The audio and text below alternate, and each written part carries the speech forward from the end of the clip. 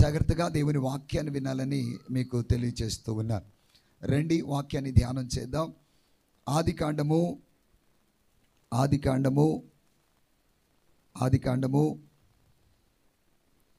24వ అధ్యాయం. ఆదికాండము 24వ అధ్యాయము మొదటి వచనాన్ని మనం చదువుతాం. అబ్రహాము బహుకాలము గడిచిన వృద్ధుడయుండెను, అన్ని విషయములలో యెహోవా అబ్రహామును ఆశీర్వదించెను. దేవుడి వాక్యాన్ని దీవించునుగాక. ఇక్కడ ఈ మధ్యాహ్నం మనం ధ్యానం చేస్తున్నటువంటి అంశంలో అబ్రహామును దేవుడు ఆశీర్వదించాడు. ఎన్ని విషయాల్లో ఆశీర్వదించాడు? అన్ని విషయాలలో ఆశీర్వాదకరంగా ఉన్నాడు. నేను ఇలా చెప్పనా, మనం అన్ని విషయాల్లో ఆశీర్వాదం దొరకదు. కొన్ని విషయాలు మాత్రమే మనం ఆశీర్వాదాలు పొందుకుంటాం కదూ. ఎలా, ఒకవేళ వివాహమై ఉందనుకోండి, పిల్లలు కాస్త లేట్ అయిపోతారు, పిల్లల కొరకు ఎదురు చూస్తాం. చదువుకున్నామనుకోండి, ఉద్యోగం దొరకదు. ప్రియులరా, కాస్త చేతిలో డబ్బులు ఉన్నాయి అనుకోండి, మంచి ఇల్లు కట్టుకోలేం. అంటే మనలో సంపూర్ణమైన ఆశీర్వాదం కనపట్టలేదు. మరి ఎవరిలో ఉంది? అబ్రహాములో ఉన్నట్లుగా మనం చూస్తాం. గమనించండి, ఆయన కల్దీల ప్రాంతము అనే ఊర్లో నుండి దేవుడు పిలుచుకున్నాడు. అది 75వ సంవత్సరం. ఆయనకి 75వ ఏట దేవుడు అబ్రహామును పిలిచారు. పిలిచిన తర్వాత అబ్రహాము చనిపోయినటువంటి దినం 175 సంవత్సరాలు బ్రతికాడు.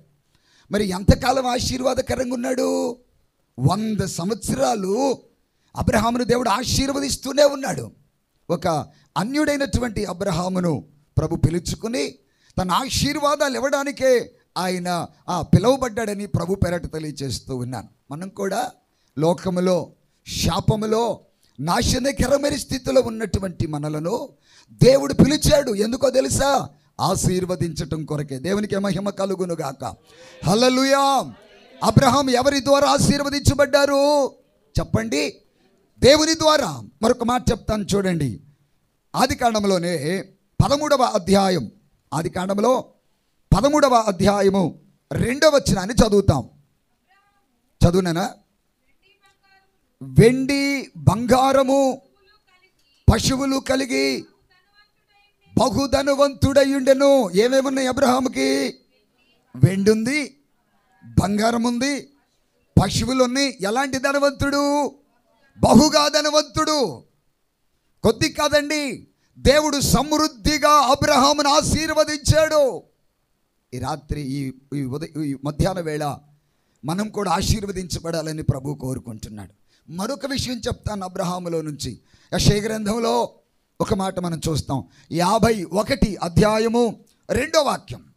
51:2. నీ తండ్రి అయిన అబ్రహాము సంగతి ఆలోచించుడి, మిమ్మను కనిన శారమును ఆలోచించుడి. అతడి ఒంటరయ్యుండగా నేను అతన్ని పిలిచి తిని, నేను ఆశీర్వదించి చాలండి. ప్రభు చెప్తున్నాడు, ఆయన ఒంటరిగా ఉన్నప్పుడు పిలిచాను, పెక్కువ మందిగా చేశాను, తర్వాత ఆయన ఏం చేశాను? నేను ఆశీర్వదించాను. ఈ ఆశీర్వాదపు కొడికలో ఆశీర్వాదాన్ని పొందే మనం వెళ్ళాలని ప్రభు పేరట తెలియజేస్తున్నాను. ఇప్పుడు ఎవరు దీవించబడ్డారు? ఎవరు ఆశీర్వదించబడ్డారు? ప్రియులరా, అబ్రహాం. నేను అంటాను, అబ్రహాం ఆశీర్వదించబడటానికి ఆయనలో ఉన్నటువంటి లక్షణాలు ఏంటి? ఈ మధ్యాహ్నం ప్రభు చెప్తున్నాడు మనతో, అబ్రహాం ఆశీర్వదించబడటానికి అబ్రహాంలో ఉన్నటువంటి ఆ మంచి గుణమేంటో, లక్షణాలేంటో 4 విషయాలు చెప్తాను. మీరు బహు జాగ్రత్తగా వినాలని ప్రభు పేరట తెలియజేస్తున్నాను. మనం విన్న మాటలే, అయినా దేవుడు మరలా మిమ్మల్ని పురికొల్పుతున్నాడు. మరలా ఆశీర్వాదాల కొరకై దేవుడు మిమ్మల్ని పిలుస్తూ ఉన్నాడు. అబ్రహాములో నుంచి 4 విషయాలు చెప్తాను. ఈ 4 విషయాలు అబ్రహామును ఆశీర్వదించాయి. ఇంకా ఆశీర్వాదాలు ఉన్నాయి, కానీ నేను అవసరాన్ని బట్టే 4 విషయాలు నేను మీ కొరకు తీసుకుని వచ్చాను. రండి, మొదటి మాట మనం ధ్యానం చేస్తాం. పరిశుద్ధ గ్రంథంలో ఆదికాండము 12వ అధ్యాయం. ఆదికాండము 12వ అధ్యాయం 8వ వచనాన్ని చదువుతాం. అక్కడ నుండి అతడు బయలుదేరి బేతేలుకు తూర్పునున్న కొండకు చేరి బేతేలునకును తూర్పునున్న హాయికును మధ్య గుడారము వేసి యెహోవాకు బలిపీఠము కట్టి యెహోవా నామమున ప్రార్థన చేశాను. ప్రియులరా, అబ్రహాం ఆశీర్వదించబడటానికి మొట్టమొదటి లక్ష్యం ఏంటంటే ఆయన ప్రార్థన చేసేవాడు.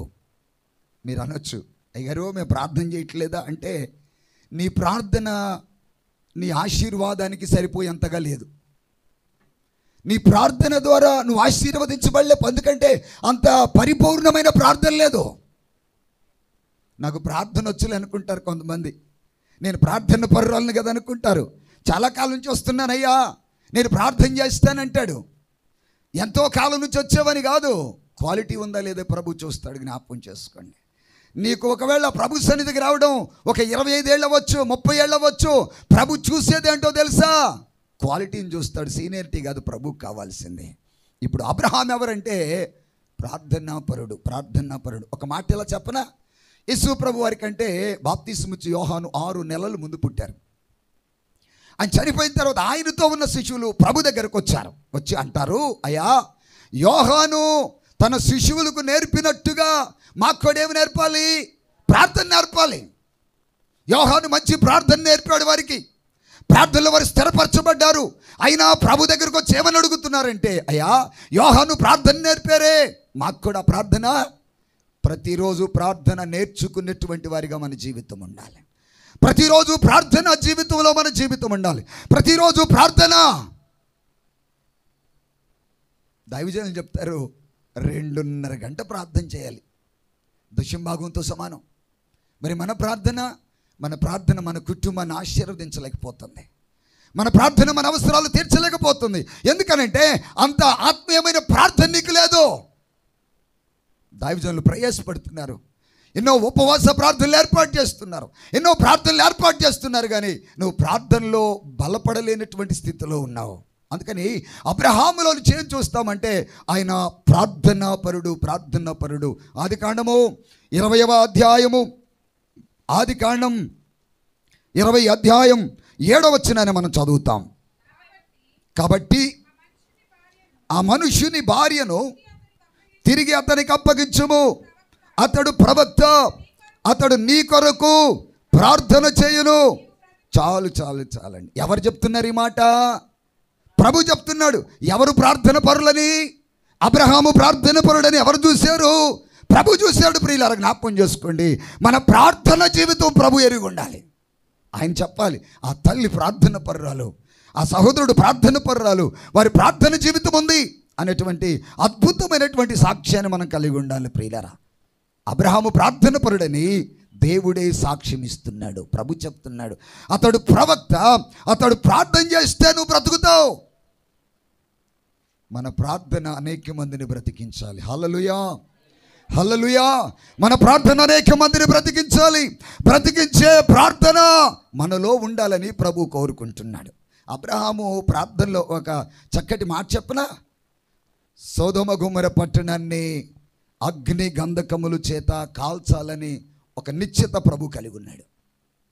ఆయన నిశ్చిత కలిగి ఉన్నాడు, ఎట్లయినా సరే సొదొమ గొమొర్రా పట్టణాన్ని కాల్చివేయాలి. ఆ మాట అబ్రహాముతో చెప్తే అబ్రహాము అడ్డపట్టిపోయాడు. అబ్రహాము ప్రార్థన లోతుని కాపాడుతూ వచ్చింది. అబ్రహాము ప్రార్థన లోతు కుటుంబాన్ని కాపాడేదిగా ఉంది. ఈ మధ్యాహ్నం నీ ప్రార్థన నీ కుటుంబాన్ని బ్రతికించేదిగా ఉండాలి.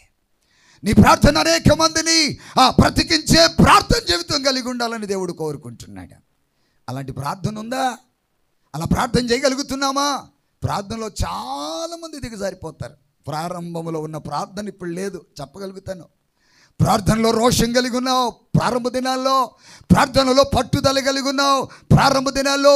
ప్రార్థన ద్వారా దేవుడు ఎన్నో కార్యాలు చేశాడు నీ జీవితంలో, ప్రార్థన ద్వారా అద్భుతాలు చూడగలిగావు. కానీ ఇప్పుడు మాత్రం ప్రార్థనలో దిగజారిపోతున్నావు. ప్రారంభ ప్రార్థన లేదు. మా దైవజనులు ఏం చెప్తారంటే, నిన్నటే బాప్తిసం తీసుకుని ఈరోజు ఆత్మలో కొనసాగుతున్నామన్నట్టుగా ప్రతిరోజు మనం బ్రతకగలిగితే నీ ఆత్మ అద్భుతంగా ముందుకు నడిపించబడుతుంది. ప్రార్థన జీవితంలో బలపరచబడతావు. ప్రార్థన జీవితంలో రోషం కలిగి ఉంటావు. అందుకని అబ్రహాం ఆశీర్వదించబడటానికి మెట్టి ఏంటంటే అతడికి ప్రార్థన జీవితం ఉంది. ఆ మాట ఎవరు చెప్తున్నారంటే ప్రభు సాక్ష్యం ఇస్తున్నాడు, ప్రభు తెలియజేస్తున్నాడు, ప్రభు మాట్లాడుతున్నాడు. అబ్రహాం ఎవరంటే ప్రార్థనపరుడు. 318 మంది పనోళ్ళు ఉన్నారు. 318 మందిలో ప్రధానమైన వ్యక్తి ఉన్నాడు, ఆయన ఎలియాజరు.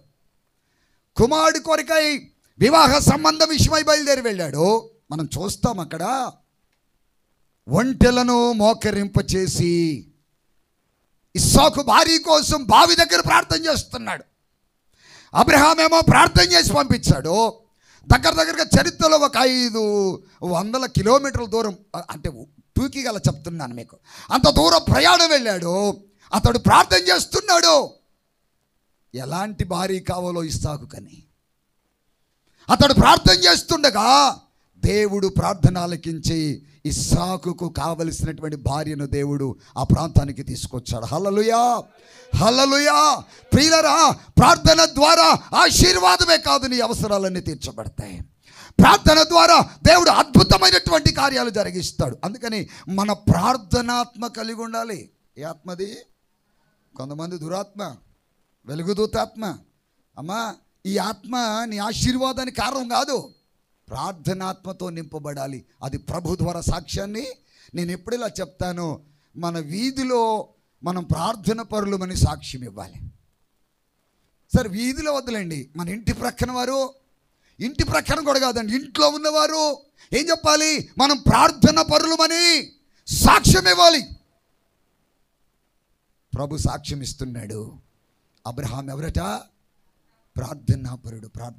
అబ్రహాం ప్రార్థన చేస్తే ప్రియులరా, వారి జీవితాల్లో బలమైన కార్యాలు జరుగుతూ వచ్చాయి. ఇంకొద్దిగా లోపలికి తీసుకెళ్తాను. చూడండి, పరిశుద్ధ గ్రంథంలో అబ్రహాముని గురించి ఉన్నటువంటి మాటలు మనం చూడగలుగుతాం. ఆయన జీవితంలో మనం చూస్తాం. చూడండి ప్రియులరా, అందుకని ఆది కాండములో 20వ అధ్యాయములో 17వ వచనాన్ని కూడా మనం చూస్తాం. అబ్రహాము దేవుని ప్రార్థింపగా అతని భార్యను అతని దాసీలను బాగు చేశాను. అంటే అంతకుముందు ఏమి లేదని, బాగలేదని. ఎప్పుడైతే అబ్రహాము ప్రార్థన చేశాడో ఏమైపోయారు? వాళ్ళు బాగుపడ్డారు. నీ అనారోగ్యం కూడా పోవాలి అంటే నీలో ఏముండాలని దేవుడు కోరుకుంటున్నాడంటే ప్రార్థనా జీవితం నువ్వు కలిగి ఉంటే నువ్వు బాగుపడిపోతావు. హల్లెలూయా. నీ కుటుంబాన్ని బాగు చేస్తాడు. నీ కుటుంబ వ్యవస్థని ఆయన బాగు చేసే దేవుడు.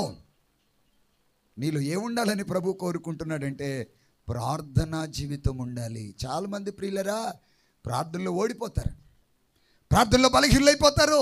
నేను ఇలా చెప్పనా, నీకు తగినంత ఆహారం లేకపోతే ఎలా బలహీనరాలు అయిపోతావో, తగిన ప్రార్థన లేకపోతే ఆత్మీయ జీవితంలో అంత బలహీనత నీకు వచ్చేస్తుంది. జ్ఞాపకం చేసుకో. తగిన ఆహారం లేదనుకోండి, మనిషి ఏమైపోతాడు? బలహీనుడు. ఎక్కడికి వెళ్ళాలి మరి? హాస్పిటల్కి వెళ్ళాలి. అందుకే చర్చికి వచ్చాం. హాస్పిటల్ అని చర్చికి వచ్చాం ఎందుకంటే నువ్వు బాగుపడాలని, దేవుడు నిన్ను బాగు చేయాలని ఆశపడుతున్నాడు. మరలా ప్రార్థనాత్మతో నువ్వు నింపబడాలి, ప్రార్థన శక్తితో నింపబడాలి. నీ ప్రార్థన ద్వారా సమస్తమును దేవుడు బాగు చేస్తాడు. హల్లెలూయా, హల్లెలూయా. అలా అయితే ప్రార్థన జీవితం కలిగి ఉండాలని దేవుడు కోరుకుంటున్నాడు. ఒక 25 సంవత్సరాల క్రితం నా మోకాటి ప్రార్థన అయిన అవసరాలన్నీ తీర్చేసింది.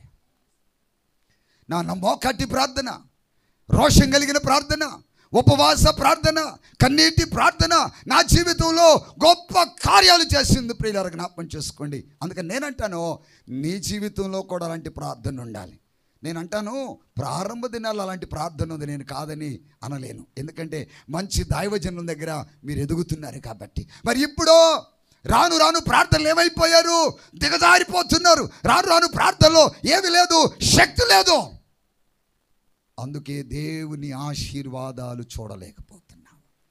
అందుకే దేవుని ఆశీర్వాదాలు పొందలేకపోతున్నావు. ప్రియులారా గమనించండి, చర్చికి వెళ్ళిపోతే ఆశీర్వాదం రాదు, పాటలు పాడి వెళ్ళిపోతే ఆశీర్వాదం రాదు. ప్రియులారా ఏముండాలి? ప్రార్థనా జీవితం ఉండాలి. ఎవరైతే ప్రార్థన చేస్తారో వారి జీవితాలు ఆశీర్వాదకరంగా దేవుడు తీసుకుని వస్తాడు. అబ్రహాం ఆశీర్వదించబడటానికి అబ్రహాములో ఏం చూస్తామంటే ప్రార్థనా జీవితాన్ని మనం చూస్తాం. అందుకని ఆ ఇంట్లో సమస్తమును ప్రార్థనే. అబ్రహాం ప్రార్థన చేస్తారు, శారమ్మ ప్రార్థన చేస్తారు, ఇస్సాకు ప్రార్థన చేస్తాడు, రెబెకమ్మ ప్రార్థన చేస్తారు, ఎలియాజరు ప్రార్థన చేస్తాడు, పనివారు ప్రార్థన చేస్తారు. వారికి ఉన్నటువంటి ఆ సమస్తము ప్రార్థన జీవితం. నేను అంటాను ఆ ఇల్లే ప్రార్థన ఇల్లు. హల్లెలూయా, హల్లెలూయా. అందుకే అబ్రహామును ఆశీర్వదించకుండా ప్రభు ఉండలేకపోయాడు. ఒక అన్యుణ్ణి, ప్రభు అంటే ఎరగని వ్యక్తిని, ప్రభు అంటే తెలియని వ్యక్తిని ఆయన తీసుకుని వచ్చి అంతగా ఆశీర్వదించాడంటే అబ్రహాం ఆస్తి వారు ఉన్న ఊరిలో చాలాకి ఎక్కువైపోయిందన్నాడు. ఎలియాజరు చెప్తాడు, నా నా యజమానుడును దేవుడు ఏం చేశాడు? ఆశీర్వదించాడు. ఏమేమి ఉన్నాయంట? వెండి ఉంది, బంగారం ఉంది, మనకేమీ లేవు. కానీ ప్రభు ఉన్నాడు లోపల. ఏమి లేకున్నా అన్నీ ఉన్నవారమే. దేవునికి స్తోత్రం. అన్ని కలిగిన దేవుడు మనలో ఉన్నాడు. ప్రియులారా, సమస్తమును చేయగలిగిన వాడు. ప్రేమతో చెప్తున్నా, ప్రార్థనాత్మతో నువ్వు నింపబడాలి. నీ 2 నిమిషాలు ప్రార్థన, 3 నిమిషాలు ప్రార్థన, మొక్కుబడి ప్రార్థన, అమ్మా భోజనం చేసేటప్పుడు ప్రార్థన, ఏదో పడుకునేటప్పుడు ప్రార్థన, ఈ ప్రార్థన ద్వారా దీవించబడలేవు. గంటలు తరబడి ప్రభు సన్నిధిలో మోకరించి ప్రార్థన చేయి. నీ స్థితిగతులను దేవుడు మార్చునుగాక, నీ భర్తను దేవుడు మార్చునుగాక, నీ బిడ్డలను దేవుడు మార్చునుగాక, నీ జీవితంలో బలమైన కార్యాలు నేడే ప్రారంభించునుగాక.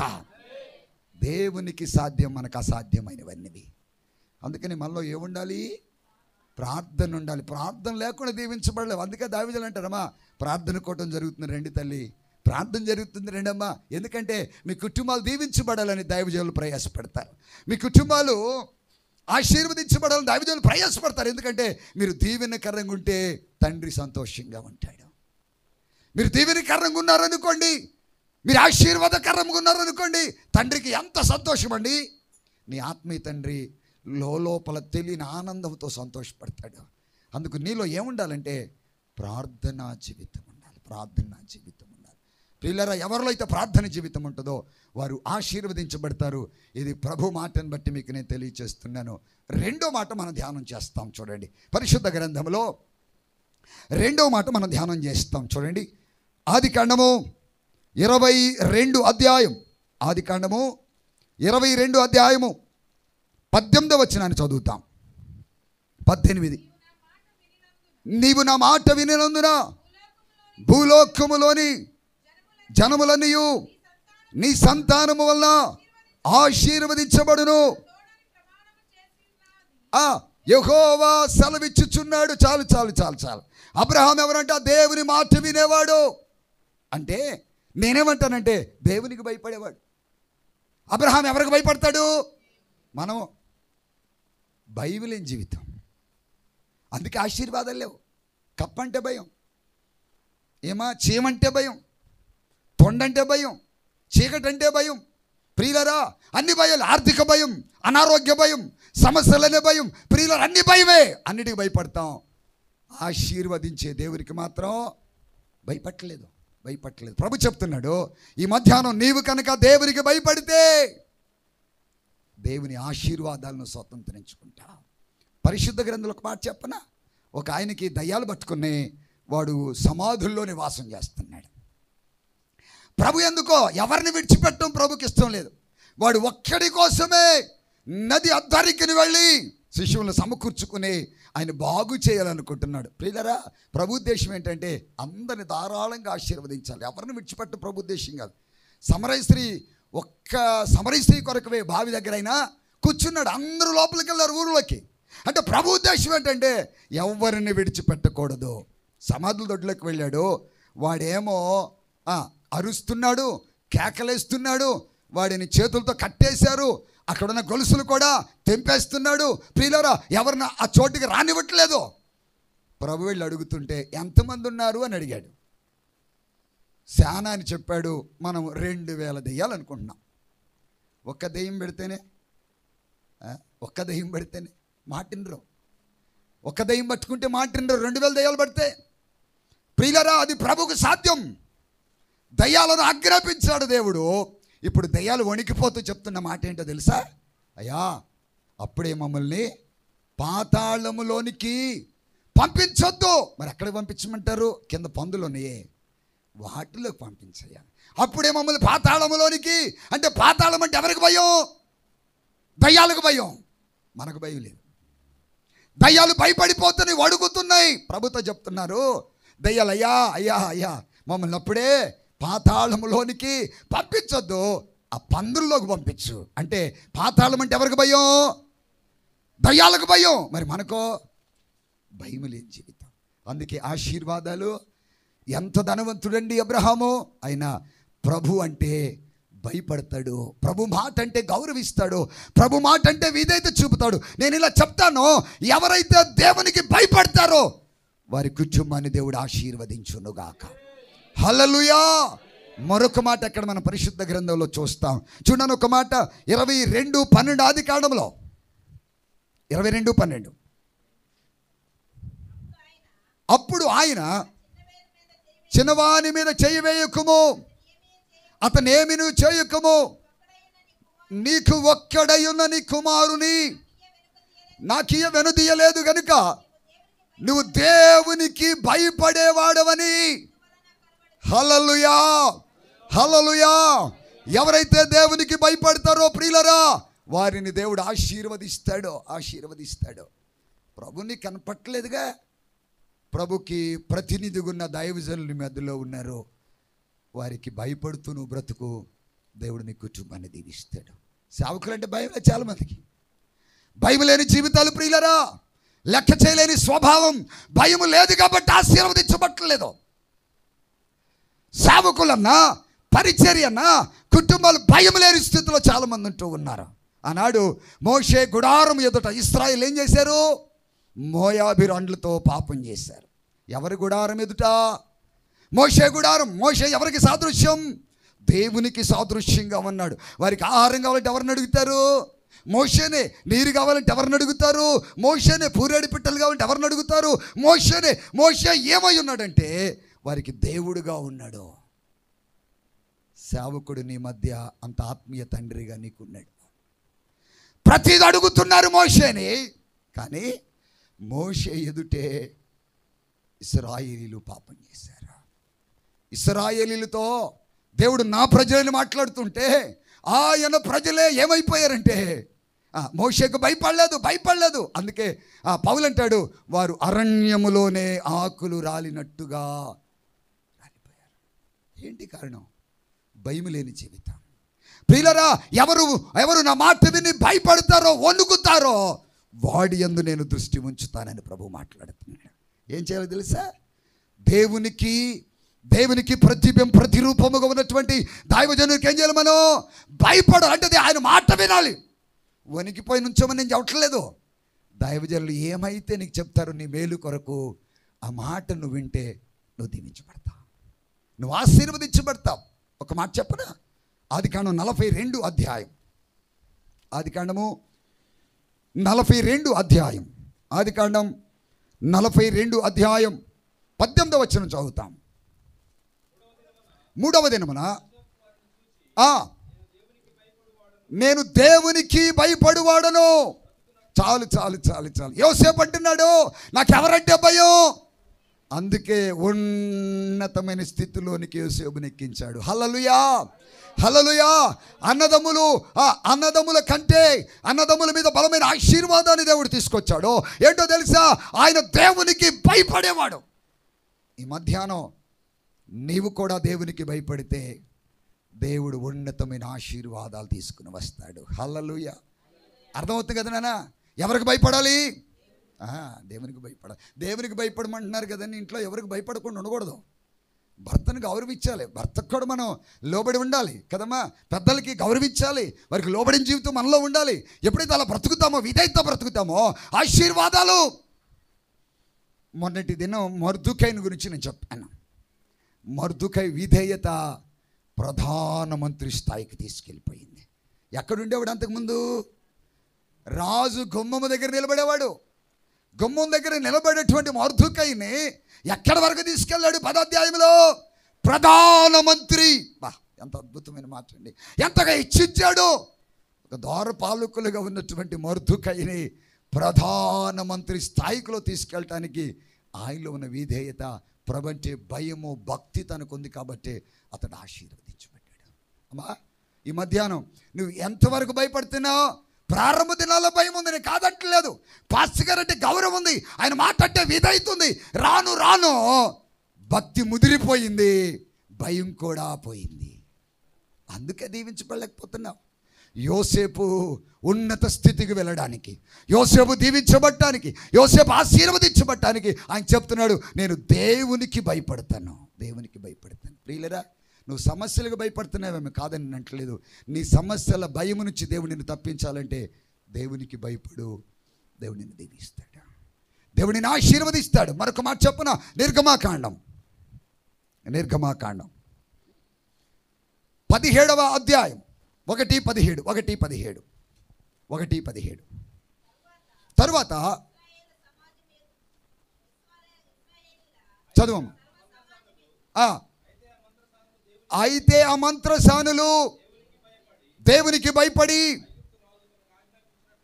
చేయక, చాలు 21 కూడా చదవండి. 21 ఆ మంత్రసానులు దేవునికి భయపడినందున, హల్లెలూయా హల్లెలూయా, రాజుకు భయపడలేదు వారు. ఎవరికి భయపడ్డారు? రాజుగారు చంపేస్తాడేమో, ఉద్యోగులు తీసేస్తాడేమో, ఇంక వాళ్ళకి ఏమీ రేషన్ దొరకదేమో అని భయము వారిలో లేదు. ఎవరంటే భయపడ్డారు? అందుకే వారి కుటుంబాలను దేవుడు ఆశీర్వదించాడు, అందుకే వారి కుటుంబాలను దేవుడు దీవించాడు. వారి కుటుంబాలు ఆశీర్వాదకరంగా ఉండడానికి కారణం ఏంటో తెలుసా? వారు ఎవరికి భయపడతారు? దేవునికి భయపడతారు. కొంతమంది ఉద్దేశం ఏంటంటే ప్రభు కనపట్టలేదుగా, ప్రభు మన ముందు లేడుగా, అందుకని కొంతమంది భయం లేని జీవితాలు. నీ ముందు నీ దైవజనుడు, ఆత్మీయుడు, నీ తండ్రిని నీ ముందు పెట్టాడు, ఆయనకి భయపడుతూ బ్రతుకు, నీ కుటుంబాన్ని దేవుడు అంచెలంచెలుగా ఆశీర్వదిస్తాడు. ఏ కొరత నువ్వు కలిగి ఉన్నావో, ఏ అక్కర నువ్వు కలిగి ఉన్నావో, ఏ సమస్యతో బాధపడుతున్నావో, ప్రతి నెల ఆశీర్వాదపు కూడికలోనికి నువ్వు వస్తున్నావు. దేవుడు నిన్ను ఆశీర్వదించాలని దైవజనులు ప్రయాసపడుతున్నారు. దానికి సార్థకంగా నువ్వు భయపడుతూ బ్రతికినట్లయితే నువ్వు దీవించబడతావు, నువ్వు ఆశీర్వదించబడతావు. ఇది మనలో ఉండాలని ప్రభు కోరుకుంటున్నాడు. ఆ స్థితి ఉండాలని ప్రభు ఆశపడుతున్నాడు. అబ్రహాములు ఏం చూస్తాం? దేవునికి ఆస్తున్నవాడు, వెండున్నవాడు, బంగారం ఉన్నవాడు, పనివారు ఉన్నారు. ప్రియులరా, సమస్తమైన ఆశీర్వాదాలు ఉన్నాయి. కానీ ప్రభు అంటే మాత్రం చాలా భయం, చాలా భయం. ఎంత గొప్ప మాట అండి. కొంతమంది ఏమైనా ఉంటే లెక్క చేయరు. కాస్త అందం ఉందనుకోండి, డబ్బులు ఉన్నాయి అనుకోండి, బలం ఉందనుకోండి, ఏం చేయరట? లెక్క చేయరు. ఒక ఆయన ఇలా అన్నాడు, చర్చికి ప్రార్థనకి రావాలంటే డబ్బులన్నా పోవాలి, రోగం అన్నా రావాలి, లేకపోతే రారు. ఏమేం పోవాలి? ఒకటి డబ్బులన్నీ అయిపోవాలి కదా, తర్వాత రోగం రావాలి. ఈ మధ్య ఒక ఆవిడకి 2-3 రోజుల్లో చచ్చిపోద్ది. ఆ వంట దగ్గర ప్రార్థన చేయండి, నేను లెగిస్తే సేవ చేస్తాను. 2-3 రోజుల్లో చచ్చిపోద్ది. ఇక ఏం చేస్తుందట అంటే అంతకుముందు రాలా. దావీదుడు ప్రతిమలాడుతున్నాడు, ప్రార్థన చేస్తున్నాడు, కానీ వచ్చే స్థితి మాత్రం కనబట్టలేదు. ప్రియులారా, ఒక ఊరిలో కుస్తీ ఫైల్ మ్యాన్ ఉండేట. పెద్ద రాళ్ళన్నీ ఎత్తేస్తాడట, పెద్ద బండ్లో. అతన్ని ఫాలోవర్స్ ఉన్నారు కొంతమంది, 10 మంది. అతనితో ఆయన ఆడికెళ్తారు. పాస్టర్ గారు అడిగాడట ఒకరోజు, అయ్యా చర్చికి రాకూడదు, ఎందుకంటే ఆయన వస్తే 10 మంది వస్తారు, 10 మంది యవనస్తులకు సువార్త చెప్పొచ్చని పాప దైవజనుడు ఆశపడుతున్నాడు. అయ్యగారు, నువ్వు 1,00,000 రూపాయలు ఇచ్చినా చర్చికి రానండి, నువ్వు 1,00,000 రూపాయలు నాకు, నేను చర్చికి మాత్రం రాను, ఇప్పుడు వయసులో ఉన్నా రావటం కుదరదు అన్నాడట. లేదు నాన్న, నువ్వు వస్తే నీతో పాటు నీ ఫాలోవర్స్ కూడా వస్తారు, చర్చికి రండి అంటే రాలేదట. ఒక 4 సంవత్సరాలు అయిపోయింది. 5వ సంవత్సరంలో తెల్లవారుజామున పాస్టర్ గారి దగ్గరికి వచ్చి కొంతమంది అలా కాకేస్తున్నాడు, అయ్యగారు అని. ఎవరు అంటే, అయ్యా మా స్నేహితుడు బలహీనుడుగా ఉన్నాడు, కాస్త చర్చిలో పెట్టుకుంటాం 4 రోజులు, వాడు బ్రతికినంత కాలం కాస్త తాళం ఇవ్వమంటే పాస్టర్ గారు ఆ నిద్రమత్తులో తాళం ఇచ్చి ఆ మూల పడుకోండి అంటే ఒకటి సలాన్ని పట్టుకున్నాడు, మంచం మీద తీసుకొచ్చారు. ఆ సలాన్ని కిటికీ కట్టారట. పొద్దున్నే తెల్లారి ఆ ఉదయకాలం సేవకులు ప్రార్థన చేసుకున్నారు, స్నానం అయిపోయింది. ఎవరో వచ్చారు కదా ఉదయకాలం, వారిని పలకరిద్దాం చూద్దామని వెళ్ళాడట. వెళ్తే మంచం మీద ఒక మనిషి పడుకొని ఉన్నాడు. సువార్త అధ్యాయం 6, లూకా సువార్త 6వ అధ్యాయం 38 వచనం. 6:38 క్షమించండి, అప్పుడు మీరు క్షమించబడతారు. ఇవ్వండి, అప్పుడు మీకు ఇవ్వబడును. అణచి కుదించి దిగజారునట్లుగా నిండు కొలతను మనుషులు మీ వడిలో కొలుస్తారు. మీరు ఏ కొలతతో కొలవబడుదురో అది 10 రూపాయలు తెస్తే 10 రూపాయలే వస్తాయి. ఏ కొలత అయితే ఆ కొలతే. ప్రభుకి ఇవ్వడం సంతోషంగా ఇస్తే ఆయన అంటాడు, మీకు ఇస్తాను. ఎలా ఇస్తాను తెలుసా? అణచి కుదిలించి దిగజారునట్లుగా నిండు కొలత. నువ్వు ఇస్తే దేవుడు ఎలా ఇస్తాడు తెలుసా? అణచి కుదించి దిగజారునట్లుగా నిండు కొలత. హల్లెలూయా, హల్లెలూయా. దేవుని ద్వారా నువ్వు ఆశీర్వదించబడాలి. దేవుడే నీ కుటుంబాన్ని దీవించాలి. దేవుని ద్వారే నీ దరిద్రత పోవాలి. అర్థమవుతుంది ఈ మాట? నీ దరిద్రత ఎవరి ద్వారా పోవాలి? మిమ్మల్ని ధనవంతులుగా చేయటానికి నేను దరిద్రునైపోయాను. మా ఎంత గొప్ప దేవుడు అయ్యా, ఎంత గొప్ప దేవుడివి. అందుకని ప్రభుకి ఏం చేయాలి? మనం ఎవడో నేర్చుకోవాలి. అమ్మా నువ్వు నమ్మకంగా ఇస్తున్నావు, దేవుడు నీ కుటుంబాన్ని దీవించునుగాక. ఇంకా కొంతమంది ఎవరిలా కనపడుతున్నారు నాకు. ఈరోజు తీర్మానం చేయాలి. ఏమని? ప్రభువా, నాకొచ్చే ఆ సొమ్ములో ఖచ్చితంగా దశంభాగం దైవ సన్నిధికి తీసుకొస్తానయ్యా.